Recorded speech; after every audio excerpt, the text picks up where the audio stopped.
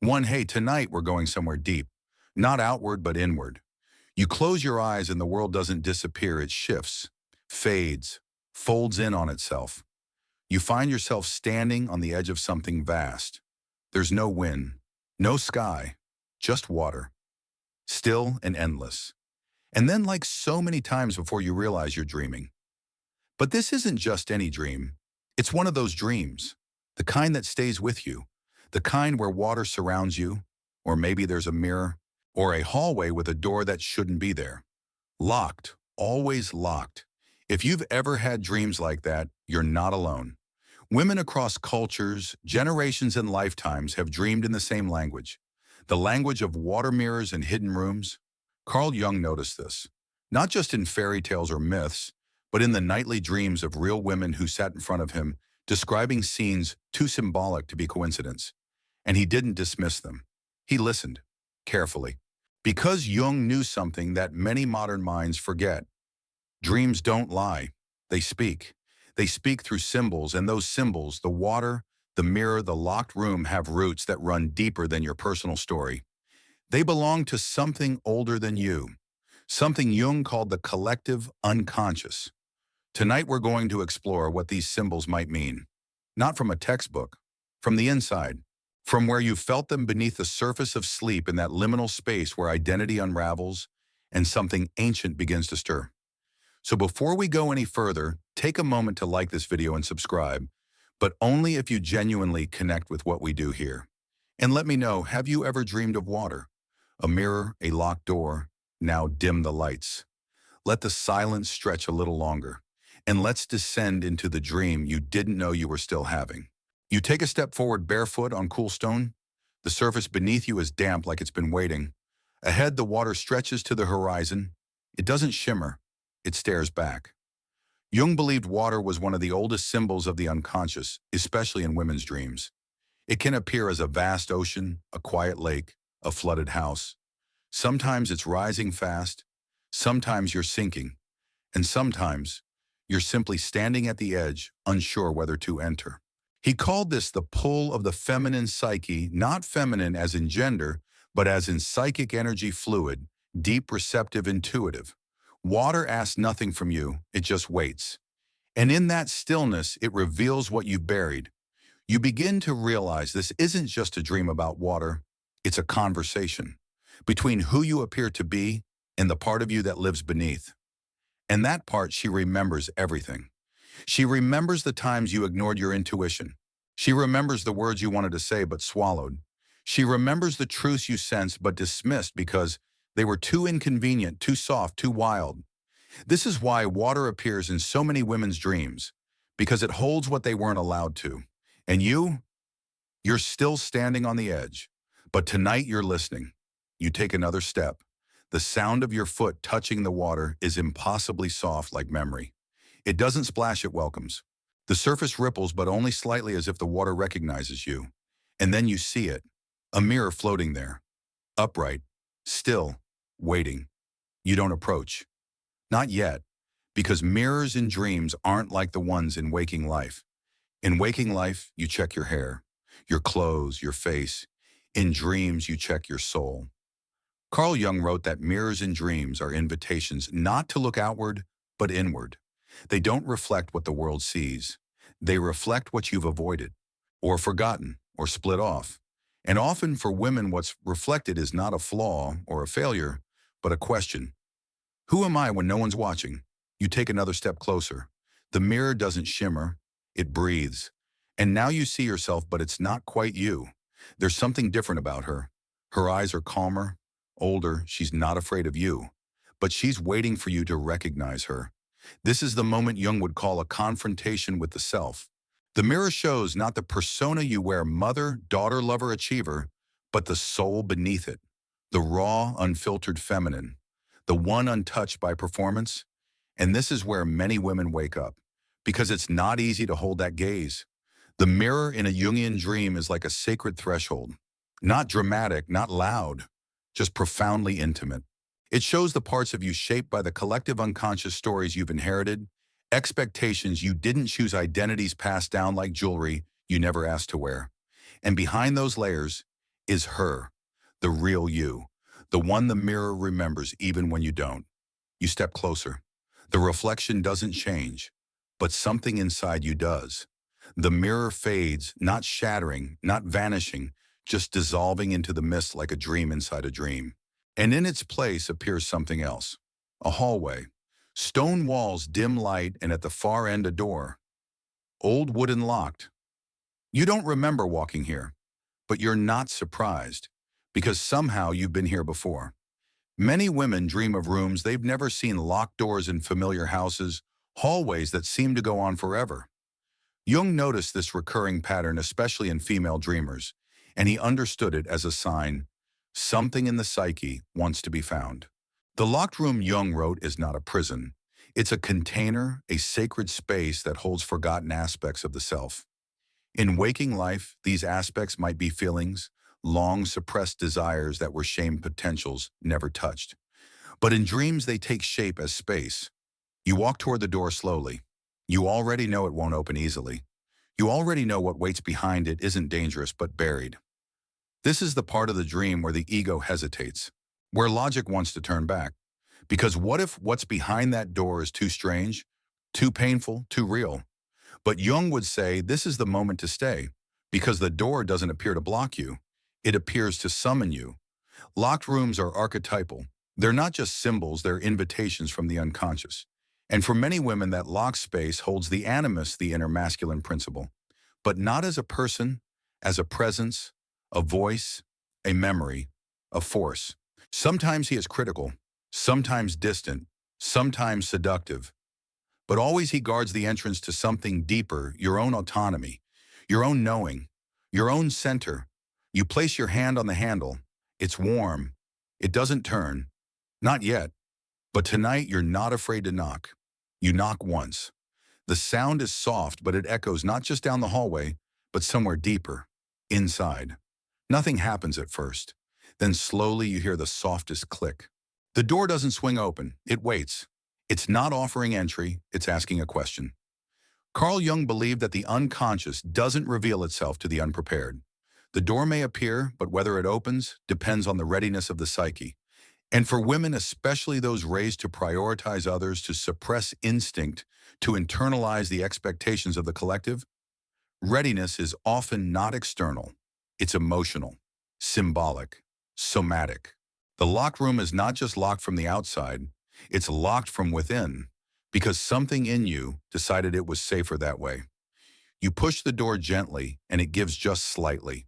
A crack of light spills into the hall, and your breath catches not out of fear, but memory. Suddenly you remember dreaming of this place before, when you were younger, before life got loud, before you learned to hide what you felt. Inside the room you can't yet see shapes, only light, but you feel the temperature change. It's warmer, like a forgotten childhood summer. Jung described these moments as threshold experiences, small shifts that suggest something vast beneath them. The dream doesn't show you everything at once. It respects your timing. And what waits behind this door may not be monstrous. It may be you at an age you left behind, or a creative impulse you abandoned, or a memory your body held long after your mind let go. The unconscious doesn't punish. It preserves. And now as you lean in, the scent of something familiar brushes past lavender maybe, or old books, or skin warmed by the sun. You realize this room wasn't hidden from you. You were hidden from it, until now. You cross the threshold, no resistance, no alarm. Just that strange quiet, the kind you only find in places untouched by time. The door closes behind you on its own, softly, not to trap you, but to seal the space. You're inside the locked room, and for a long moment there's nothing. No voices, no visions, just the overwhelming sense of being watched, not by someone, by something ancient within you, something that never left.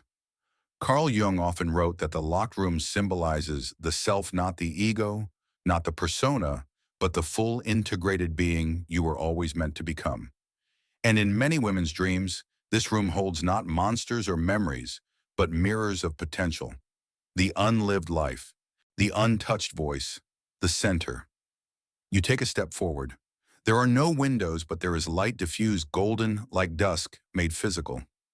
You can finally make out the space, a writing desk, a shallow pool of water in the floor, a mirror covered by a silk cloth, books with no titles, a necklace you haven't seen since childhood.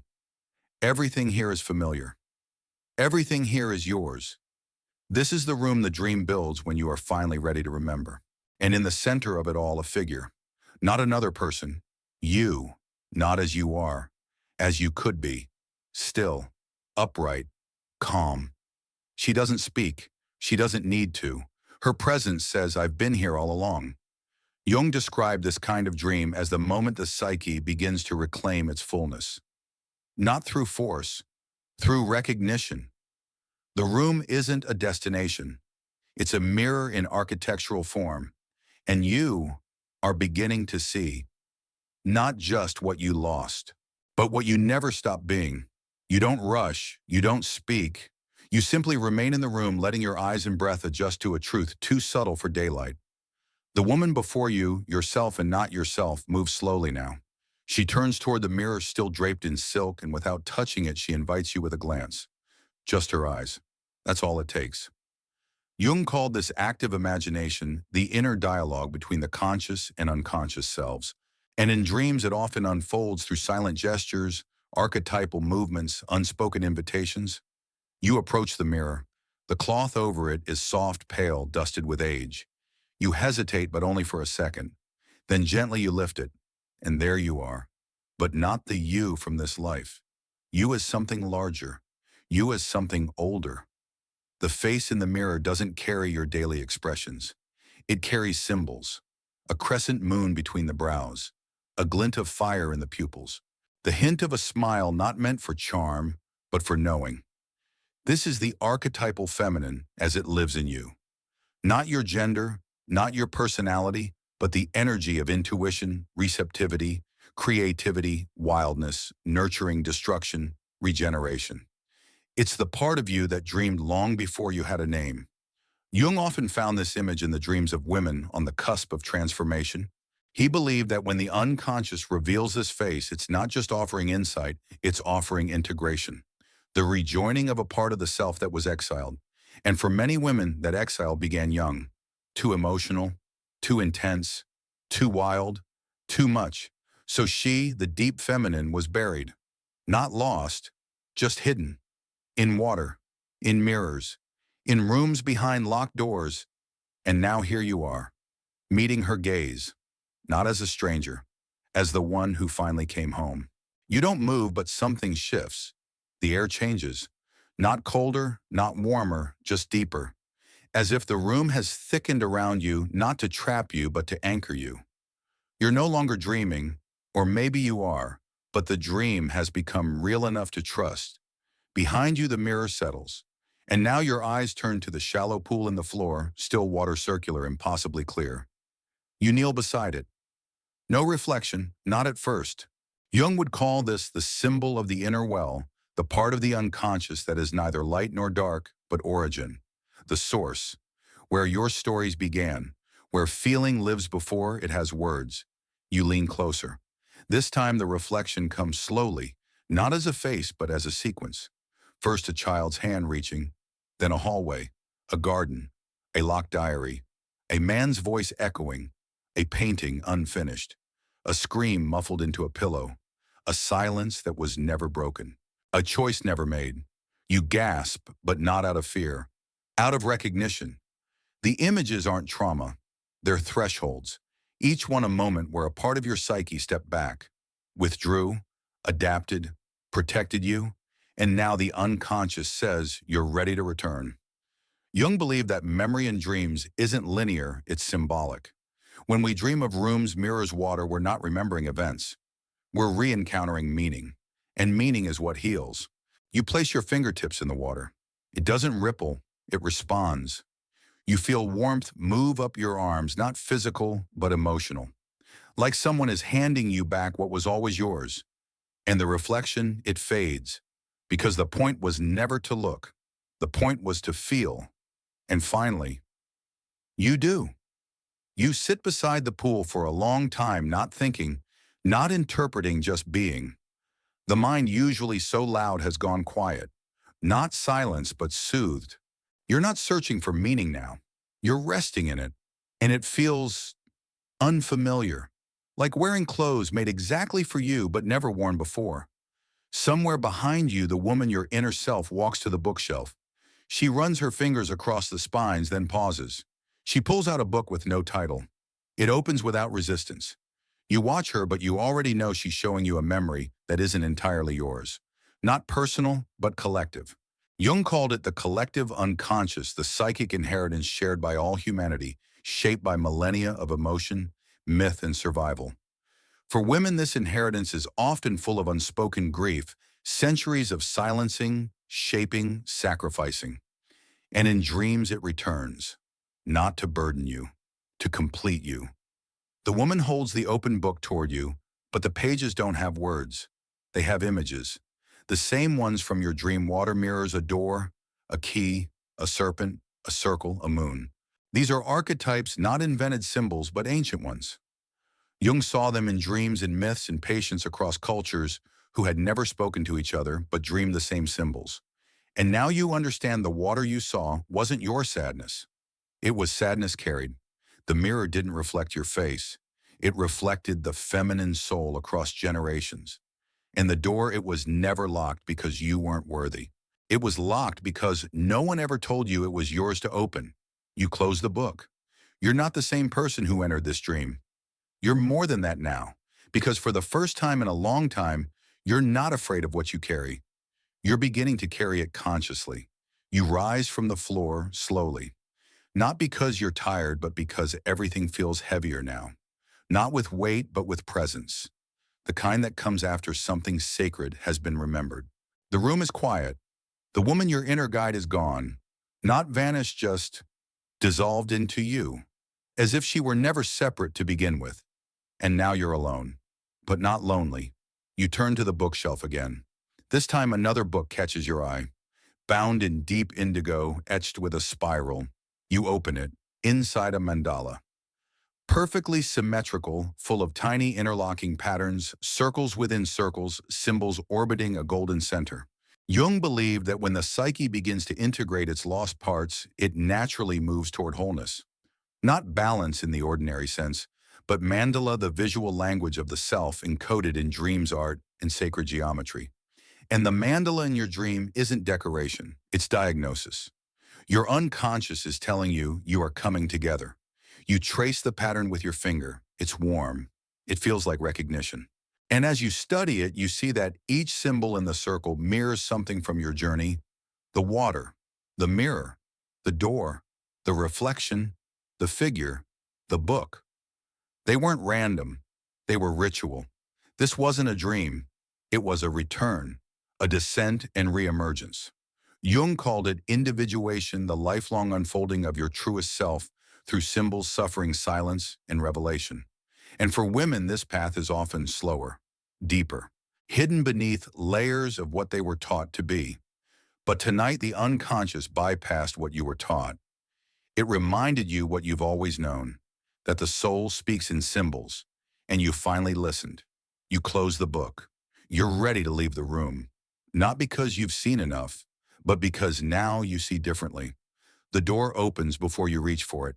No sound, no ceremony, just a quiet welcome from the dream itself. You step into the hallway and somehow it feels wider, brighter, but you haven't returned to where you began. You've returned with eyes that remember.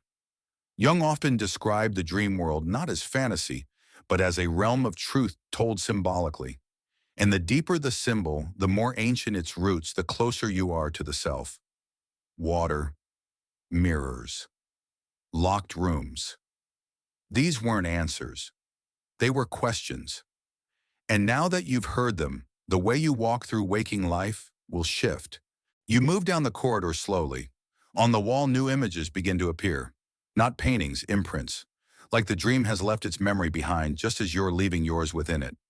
The image of a mirror no longer cracked, a door ajar, a pool of water still but sunlit, and somewhere behind all that, your own silhouette. Not performing, not pleasing, just being. Jung believed that once a symbol has been integrated, it stops haunting you. It stops recurring in dreams because it has become conscious. And the mirror, it will return only when needed. The water, it will rise only when something deep must speak again.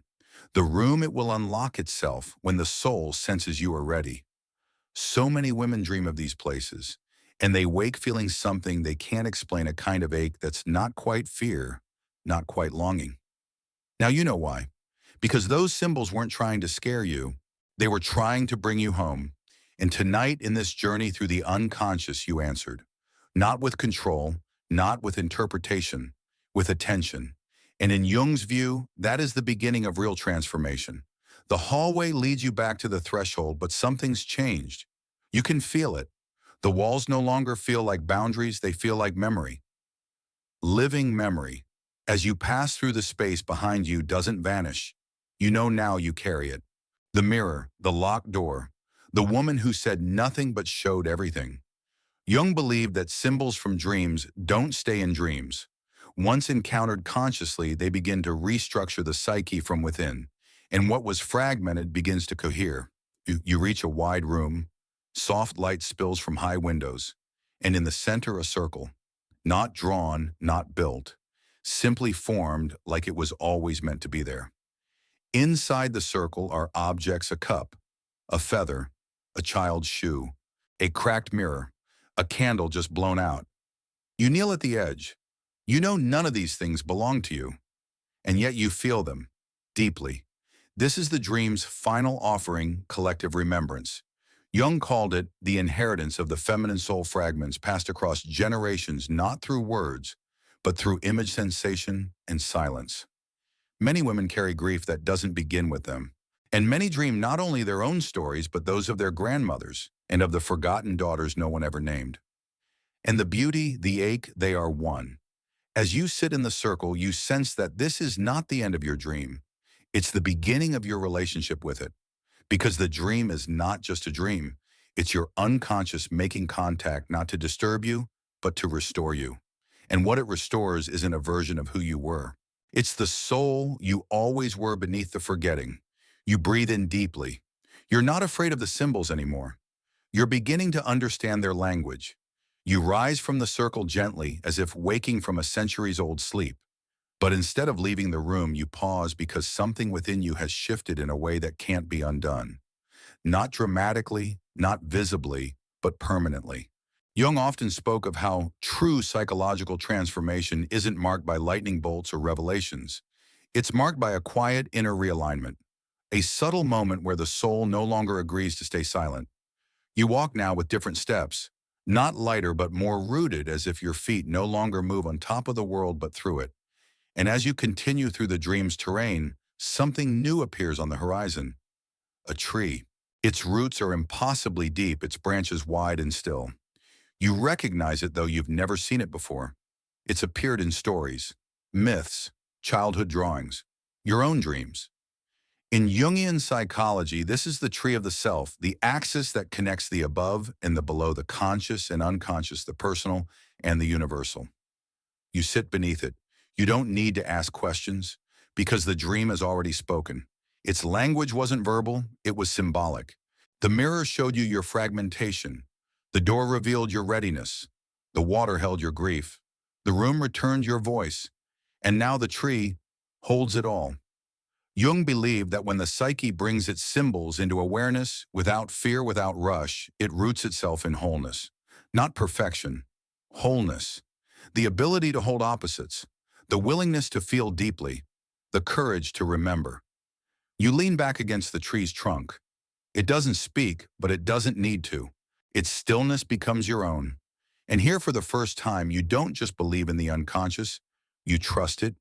You rest beneath the tree longer than you thought you could. Time stretches, softens, fades. It's not that the world outside has disappeared, it's that your sense of urgency has. Jung wrote that when a person comes into contact with the self, even briefly, the psyche reorients itself. It no longer tries to chase meaning, it allows meaning to emerge. And right now, you're not seeking anything. You're allowing. The wind moves through the branches above.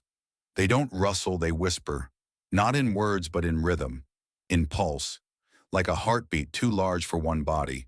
You close your eyes, and what rises is not an image, not a voice, but a feeling, one you haven't felt in a long time, or perhaps never. I am not broken. I am not behind. I am not late to myself. You inhale, and you realize the dream has been teaching you this all along, not by correcting your thoughts, but by restoring your connection. The mirror taught you to see without performance. The door taught you to enter without permission. The water taught you to feel without shame. The room taught you to listen without interpreting. And the tree teaches you now to stay. Not in the dream, in your life. Because this isn't just about symbolism. It's about trusting your own psychic rhythm. Jung believed every soul has its own tempo, its own language of healing. And the unconscious will offer it again and again if you're willing to sit long enough in its presence. So you sit, and slowly it comes, not clarity, but peace. And in Jungian terms, that may be the greatest integration of all. You open your eyes. The tree is still there. The light is softer now, amber, like the last hour before sunset.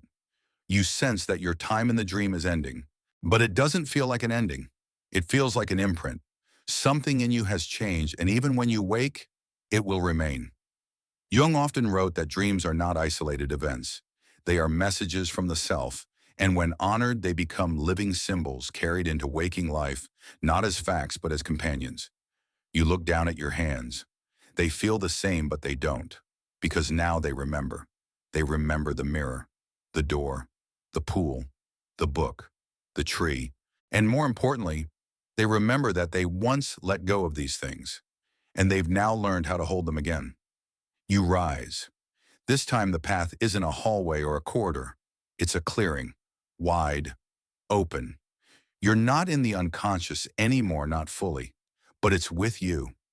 Jung believed that true transformation doesn't mean becoming someone else.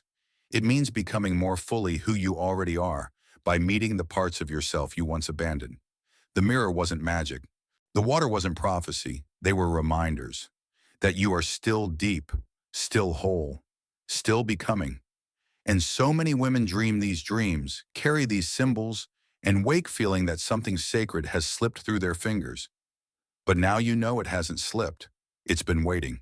And once seen, truly seen, it begins to grow. You step into the clearing. There are no more symbols, only silence, and your next breath. The air in the clearing feels weightless. You pause not because you're unsure, but because there's no need to rush. You've returned with something you didn't have before inner permission. Jung would call it integration. The moment when all the fragments you've met, the water, the mirror, the locked room, no longer orbit you in chaos. They form a constellation, a system, a story, your story, and it is not one of perfection, it's one of wholeness. You walk now not to escape the dream, but to carry it into morning, into memory, into motion. Every woman who has ever dreamed of drowning of mirrors she couldn't face, of doors she couldn't open, wasn't failing. She was being invited to slow down, to feel, to listen, because the unconscious doesn't scream. It calls, softly, symbolically. And when you finally answer, it does not give you control. It gives you relationship. The mirror doesn't need to return. It's in you now. The water doesn't need to rise. It lives in your eyes. The door no longer hides. It opens inward. And now you understand. The dream didn't give you power. It revealed that you already had it. Not the kind that dominates, but the kind that connects. The feminine unconscious isn't a mystery to be solved. It's a living soul to be remembered. And tonight in this journey, you remembered her. You remembered yourself. Let the pace slow now. Let the symbols fade into softness, not gone, just folded into the breath of your being. You're still here. But something's quieter. Not silence, but stillness. Like the ripples have settled and now the water reflects clearly. If you feel tender, it's because you've touched something sacred. If you feel full, it's because something forgotten has come home. So many times we chase understanding like it's something out there. But the truth is, what you're looking for is often what's been waiting inside you all along, beneath the persona, beneath the performance, beneath the fear of what you might find if you finally looked inward. Tonight you looked. And what you saw wasn't broken. It was layered. It was symbolic. It was real. Let yourself rest in that knowing. Let yourself dream again with new eyes and an open heart. And if the mirror returns, greet it. If the door appears, open it. And if the water rises, wade in. You are not alone in this inner world. You never were.